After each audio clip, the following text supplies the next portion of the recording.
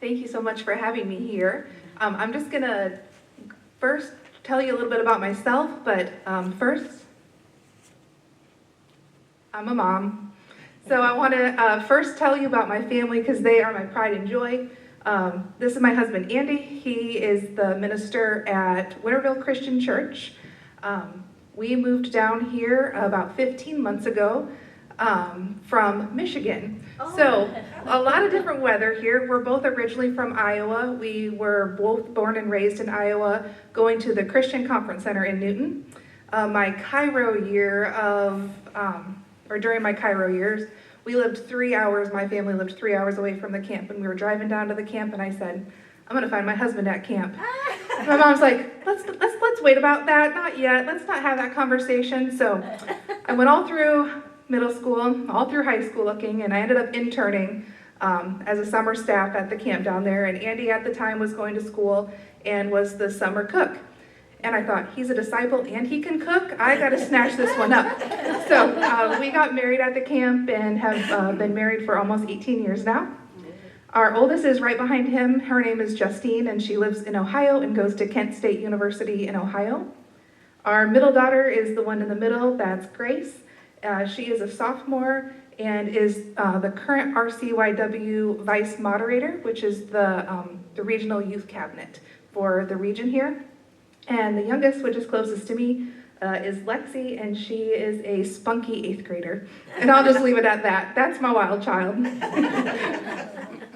They wanted everybody. Right. So if you haven't been to camp in a while, this is the camp map, and I thought I'd just share all the different spaces and buildings that are at camp from an aerial view. It overlooks, for those who have not been here, it is surrounded by Dawson's Creek, which is a beautiful new word I learned moving down here, brackish water. So it is so cool to see the wildlife in there, the stingrays and the dolphins and, well, porpoises. I learned that too. They're not dolphins, they're porpoises in smaller bodies of water. And the campers go out to the waterfront is one of their favorite places, is on that pier at night, watching the stars and just being together. We do a lot of boating activities during camp. All of the ones around the outside here, like the 1 through 10, those are the main cabins that the campers sleep in. This space right here is a new office and gymnasium that was built around 2018. And then down by that picnic shelter, the 16, 17, and 18 are the new cottages that are at camp that were built between 18 and 20. So this is the Jack and Lee gym building, and it is a wonderful space for not just camp, but it is a year-round facility that is has daily use. In the upper corner, that is pickleball. We host Pamlico County Community Pickleball 7 days a week, twice on Wednesdays and twice on Sundays. They have an online app that individuals go to and sign up, and daily we are doing ministry through this pickleball group that comes out. Oriental is a big sailing town, so a lot of individuals will call that have docked their boat, is that the right words? No. And say, I heard you had pickleball, can I come out and play pickleball? So a lot of people from all over the country and all over the world. I just met a lady the other day that came here from Alaska to come down and play pickleball. And then you can see in the big picture, we also have hosted a few weddings on the basketball court. This was a 50-year wedding anniversary celebration. So the camp is used definitely for camp, but it is also a ministry for adults that can come, or groups to come and use for a lot of different venue items. These are our cottages. The cottages, again, were built in like 2018, 19, and 2020. They are so hard to describe until you actually see them in person. They are 6 bedrooms, and each bedroom has a bathroom. Each bedroom is set up like a hotel room. So you walk into the cabin, on that first floor is handicap accessible. It has the handicap accessible ramp. And you walk into this open concept living room, kitchen area, and then off to the right are the 2 handicap accessible bedrooms. And then upstairs is 4 more bedrooms that are all set up with the beds and then private bathrooms. So it's like you can be together but still have your own space. So these have been used for family reunions, elders retreats, women's ministries come out. So we actually are hosting a group right now from Florida that came this week, which this week and next week we're hosting groups. That there's a place in Oriental called Bow to Stern that teaches sailing classes to college-age students' sail team. So they have come to stay at the camp, and they go off during the day to their sailing program and come back. So this is a great source of revenue for the camp. And so they're just beautiful spaces. Oh, and they do have beautiful screened-in porches on the bottom and the upper half. Both of them have a screened-in porch, and they're just a beautiful space.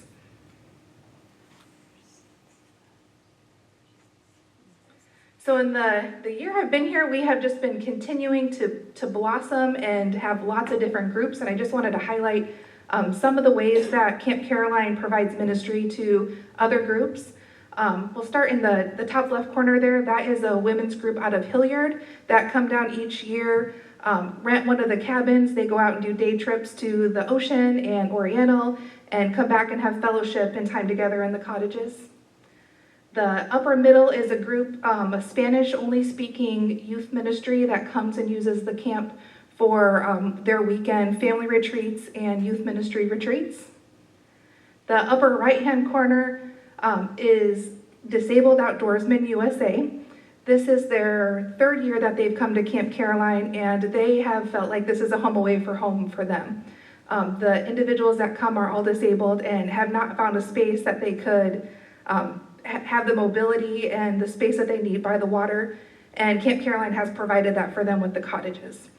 So they're able to stay in the cottages, and then they have guides that take them out on the water each day, and they were catching some big fish. And the ministry that the Disabled Outdoorsman provides them is that even though they have a disability, they can still do everyday things. So they get into the boats and they go out and they have fishing adventures and fishing stories. We feed them breakfast at 5:30 in the morning, and they're out on the water all day long.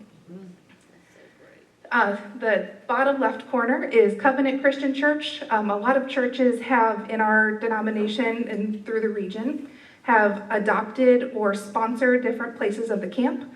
Most of the cabins are sponsored. Covenant Christian Church has sponsored the walking and hiking trails, and so they came this fall to do some cleanup of the hiking trails. Again, that's one of the weddings that we've hosted at the camp. And then we have a lot of school groups that come out for day use that use the camp, that come out and use our boats. Gramercy Christian School comes over and they do a day trip with their kids to really talk about mental health and to talk about how nature and being away from school and having a space where they can go and have that just time to breathe and time away and time with God. And they really enjoy that day of fellowship and getting to know each other and water fun.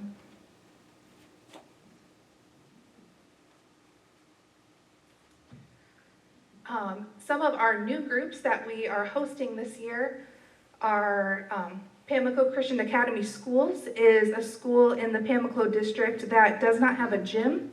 So all of their home basketball games and all of their basketball practices are held at camp. So you can imagine the chaos most days when this happens, going from pickleball to basketball to pickleball to 100 kids running around while their older siblings are playing sports. We talked about pickleball in the Bow to Stern group. Caswell Development Center is out of Kinston. They have a camp with their special needs adults. They come each year, and they say it's one of the best weeks of the campers' lives. They love being away from their houses and able to do fishing and boating and swimming and just being on holy ground. Sunquest Camp is another camp that comes and uses the facility for 1 week. It's about 150 campers from Virginia that come the first week of June to use the facility and do their camping program and ministry. I'll talk about Blue Theology in a little bit. And a new exciting group, we actually have a 3-week program this August of Taiwanese students who are coming from Taiwan. They're doing English, learning English in the morning as a classroom setting, and then they really want to be immersed in English culture. So we're working with the other schools in the area to have the other schools come and work with the kids. They're super excited to learn about cross country. I had a meeting with the Taiwanese students, and they kept talking about cross country, and I'm like, it's just kids running around. So I'm not quite sure they're going to be super excited about cross country, but we're excited to host them and really have that opportunity to share with each other and learn each other's culture. Some new camps that are happening this year. We do have our traditional camps of the high school, middle school, elementary camps. We also have Aiders Camp. We had hosted a young adult retreat. We're hosting a special needs family retreat, and then this year we're hosting a new family camp. So this will be for all ages and anyone who wants to come and have that camp experience. It's going to be over a weekend that people can come with their families or individuals and have no age limits, but start having that camp experience.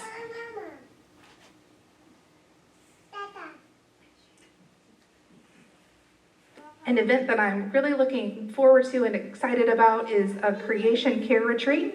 Last year during the summer, we had our first Creation Care Retreat, and it was really a time where we were able to talk about God and nature and talk about how camp is a space, a holy ground, and really what does that mean, and how do we keep that ground sacred and holy.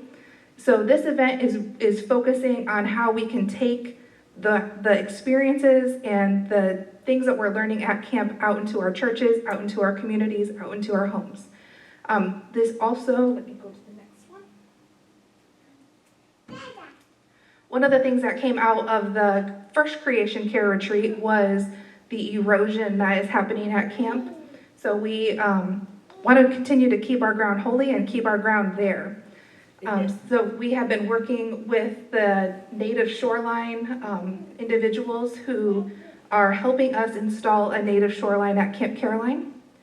The places of that lighter red color are going to be where in the water there will be a structure that continues to help with the erosion issue. It'll be right up against the water or the land, and so when the water comes and during hurricanes and has that overflowing of the rain and things and hitting the land, it'll hit that structure first before and just be a more seamless place. So we'll stop that erosion that's happening at camp. The areas of the yellow will be a planting buffer of 5 feet of native grasses. There'll be short grasses that will be a no-mow zone that just also continue to help with the erosion that's happening at camp. So all of this is actually in the process of getting installed next week. And then we will have the dedication of this living shoreline at the Creation Care Retreat. The Wildlife Federation and the North Carolina Coastal Federation have been working really closely with us in this project. And they have given us grants of almost $40,000 for this project. And we've had a couple individuals at the camp that have really spearheaded the project because that was about half of what we needed. And they have already raised the money in donations for the other half. So we're celebrating this as a no cost for the camp and a way that we can protect and continue to keep our camp.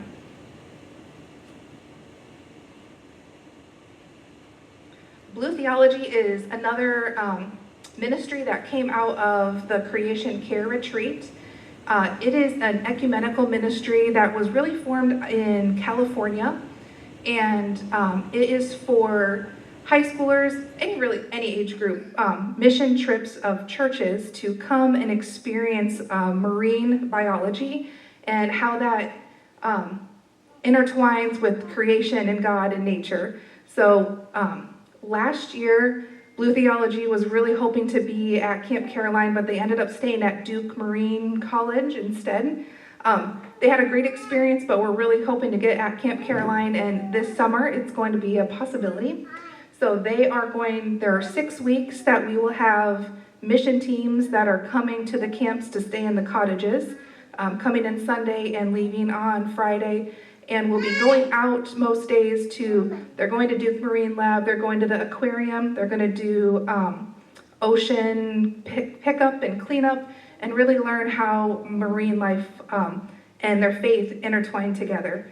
A lot of times this will be individuals from the Midwest that are coming, not necessarily coastal churches and towns, but definitely an opportunity that to have our youth really understand the value of their faith and nature.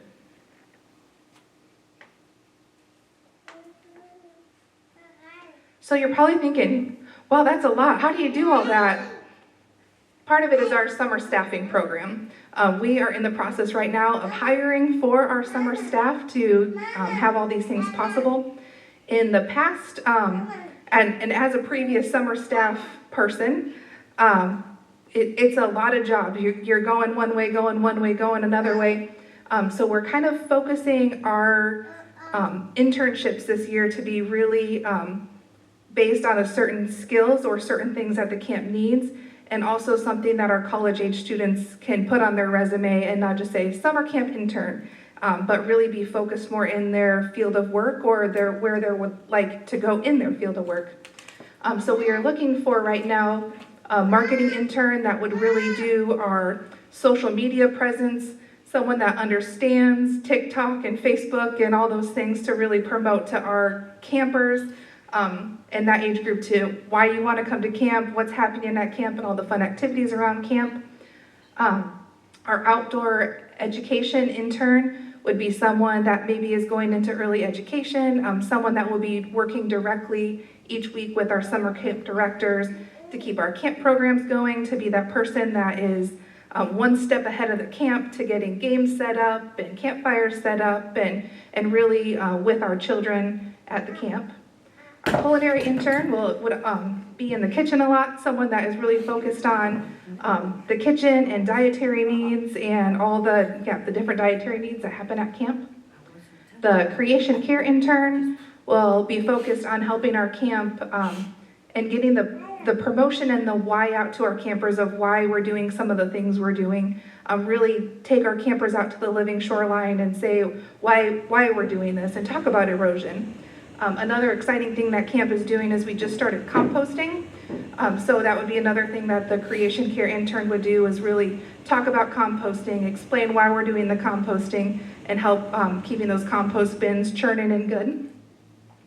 Our facilities intern would help with the mowing and the day-to-day lights that go out and smoke detectors that batteries need changed and things that are just the facility needs around camp. Our nursing intern would work directly with our camp directors in helping distribute medicine, as well as all the scrapes and bruises that do happen at camp. And then a music intern that would really be focused on worship and silly games during meals times and someone to just bring some new exciting energy.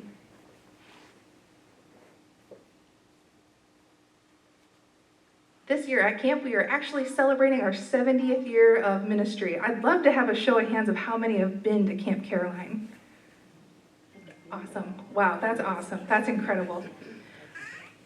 So you all have the love and the history and knowledge, and this year we're celebrating that and calling our year and campaign of the 70 years our living legacy.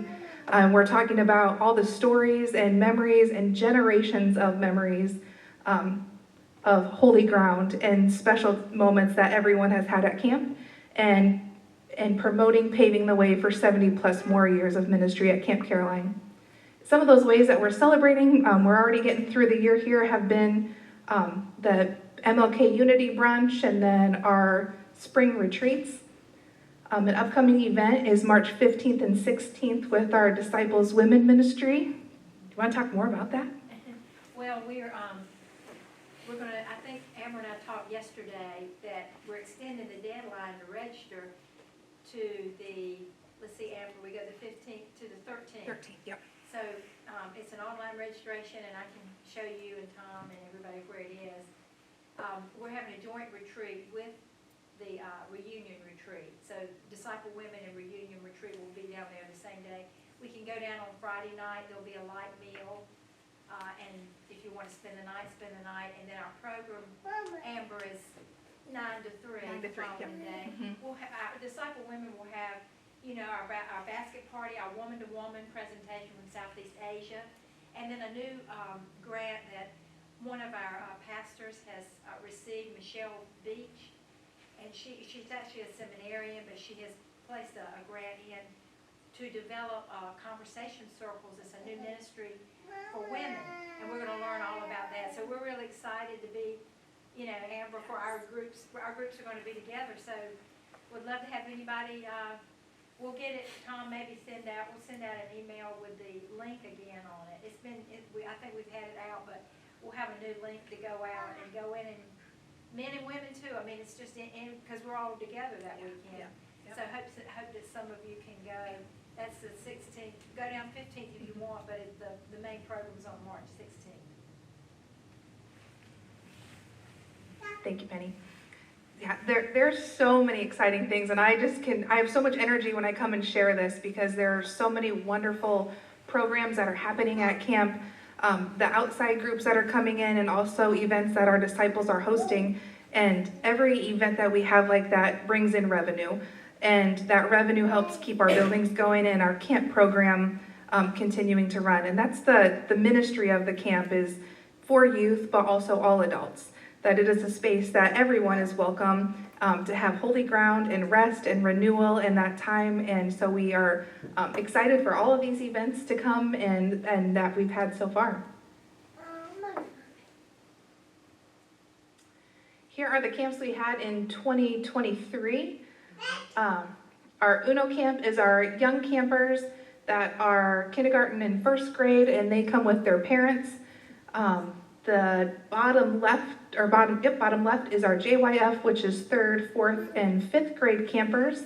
That was our biggest camp this year. I think with campers and counselors, there was about 110 on site, which felt like 900. But it was a very exciting week and a lot of energy with those young campers coming in.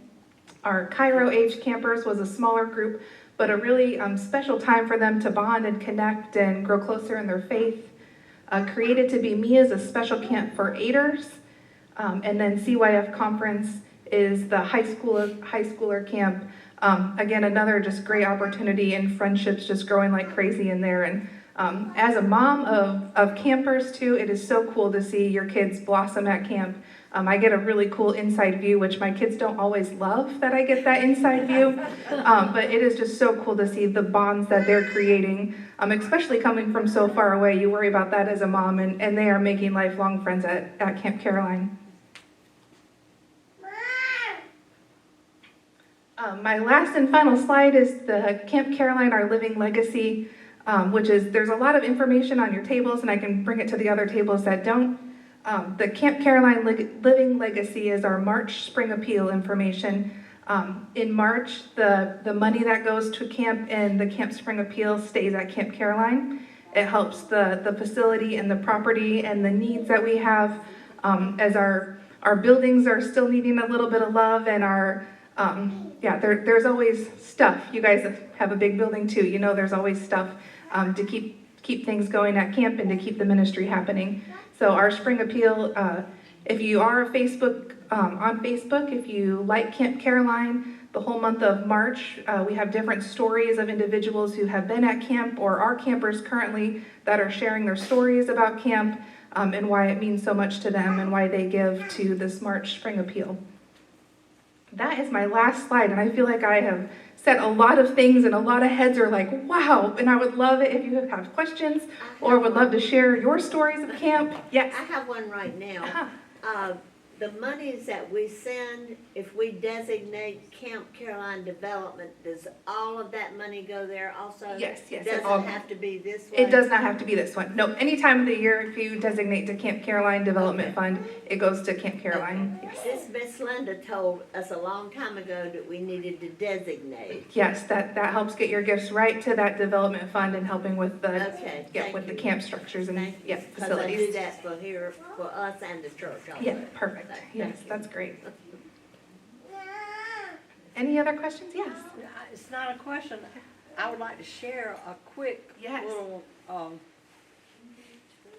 well, synopsis of, my children are in their 60s, two of them. They both went to Camp Caroline, but the first one went, she's 60.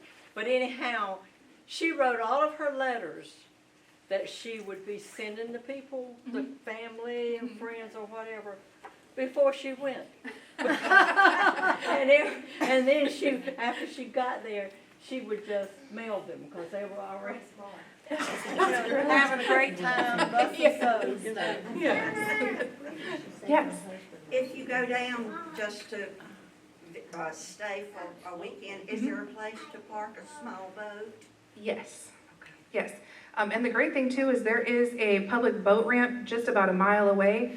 So a lot of individuals, this time of year, the fish are starting to really bite, and individuals will come drop their boat off or put it in at that boat launch and then just keep it in the water at our dock. There's about 4 places to have a boat there. So you can even keep it in the water. Yeah. I think when you go to this public ramp, it's the end of Dawson Creek kind of area. So you're actually coming back out in front of the camp. Okay. Mm-hmm. You know, so you can leave your boat, I guess, tied up right there. Yeah, yes, And yep. then go back up the creek to the, Get it. Okay. Mhm. That would be Mhm. nice. So if a family rents a cottage, how much is it? The cottages have a 2-night minimum, and it's $950 for 2 nights for the whole cottage, or I think it's $550 for the lower level for 2 nights. So it's about, it's just under $100 per room. So if you're thinking of it per room, getting 6 hotel rooms, it's a really good deal for 2 nights. Yeah. Although that number seems really big when you say it to people. But if you're at the cottage, are you allowed to eat in the dining room, or do you use a kitchen facility? It depends. So the cottages have their own kitchen, I so saw you can that. cook there. But camp does offer food service, so you could definitely, we could host groups, and we do often feed them. Thank you. Mhm. There's an additional charge for that. Oh, sure. Correct, yes. Well, certainly. I Yeah. can understand I'm always looking for a free lunch. that. Do interns stay in that one They, job, they do not rotate? they're gonna focus mainly on that job, One but job. there will definitely be overlap in times when we all need to go do something together, or a couple of them will go do something. So that, we're hoping that the goal is that will be their main responsibility, but knowing that we're a team that's gonna help each other out in all of our areas. My granddaughter has been an intern up at Young Life Mm-hmm. Camp in Weaverville, and when she was a summer, she alternated, so she learned everything. Okay, And, I mean, not summer, she was landscaping. okay, But then she was a year-long intern, and she rotated, went to housekeeping, guest services, and then she could concentrate on what she wanted to sure. focus I on. like that, Uh-huh. yeah. I just wondered, because she has had great experiences doing this Yeah. internship. Yeah. And they are paid internships. They live on site and get their meals, and then do get a weekly stipend. can you speak 1 second on maybe how a church adopts a facility or something, the process of that? Yeah, so there are a lot of buildings and spaces that could still be adopted at camp. If you're interested in adopting, just talk to myself or Erin, who's our property chair. We have just started a sponsorship agreement that talks about the responsibilities of the church, just to kind of help either clean that or help cover the costs of our staff to clean that and maintain that space for the year, potentially coming down twice to do that cleaning, or give a donation to help us do that cleaning. And yeah, it's just like cleaning fans and cleaning the floors for the cottages, potentially power washing buildings, maybe some painting. But it's just keeping that facility as the partnership with the camp, that's kind of the space that you're watching over or keeping. George, a long time ago, when we had a lot of men, Grover Massey, Edgar Driver, and all those, they always adopted a cottage at the camp, and they kept that up. I mean, not a cabin, it Sure. wasn't a cottage, the cabins. So it's been ongoing here, but then, those sweet men have passed on and gone Yeah. helping Jesus now. Yes. Well, I've mentioned to Gary, and we hadn't really talked about it that much, But there's a little picnic shelter that has 4 fans and lights. And of course, over time and erosion and being around the salt and all that been done. So I've talked to him about the possibility of us, and this is not a huge project, but just taking over maybe sponsoring a picnic shelter for the church or something that's doable. Yeah, and that's another thing, thanks for bringing that up, is, some have just sponsored the hiking trails and just really pay for mulch and helping getting mulch to the camp every year. So there's smaller projects and bigger projects for churches to sponsor and adopt at the camp. So that picnic shelter is definitely one that is needing some love right now, that needs some new fans, and it's just outside the cottages, so it does get a lot of use by user groups. And Amber, they're talking about the food. Cowell Hall is still available for, like, some churches. Like, when we went to our Creation Care Camp last year, we did our eating in Cowell Hall. So they have a kitchen, and you can actually cook in there, and then it's a bigger space to eat together. If we weren't getting, if somehow the staff, we weren't big enough for the food staff. Correct, yes. To cook food, we could still eat together in that space. Yes, Cowell Hall has a great kitchen, a really commercial-sized kitchen that groups can use and cook their own food then, and there's a great indoor meeting space there that is attached to that, so you can eat there and meet there as well. If you want to rent all 3 cottages and want a space together to do meetings and do your own food, there's that building as well. How much are the little cabins? The cabins rent for $20 per person per night. And how big are they? They sleep, there's 2 sides and they have 4 bunk beds on each side. 2 showers and 1 toilet on each side. Are they enclosed or do they have screen like our Girl Scout camps used to do? They are enclosed and heated and air conditioned right now, so. Imagine a cabin. It wasn't that way when I was. I've heard many stories of that. We call it camping, but I like those luxuries. That's not like we ever camp. But they're nice. St. Camp Singletary, why they put the screen up there to freeze. And you don't have mosquitoes, right? No. Only the nice ones. And jellyfish. Oh, yeah, that was a new discovery from me from Iowa, that there are a lot of creatures and you can't see in that water, and so when you're going to get those boats and something is squishy under your foot, you scream just a little bit. Oh, well, thank you so much for having me here. I hope and encourage that you will come visit Camp Caroline. There is staff there most of the week. There's information to either call, even if there's a nice sunny day that you just want to take a drive and come to camp. I'd love to show you and tour you around the facility. So I encourage you and would love to see you back that direction sometime. Thank you.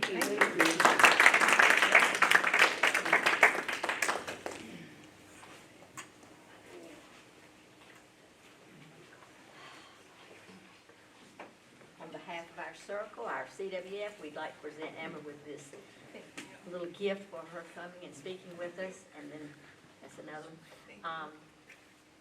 Thank you for all that information. Okay, right now we're going to turn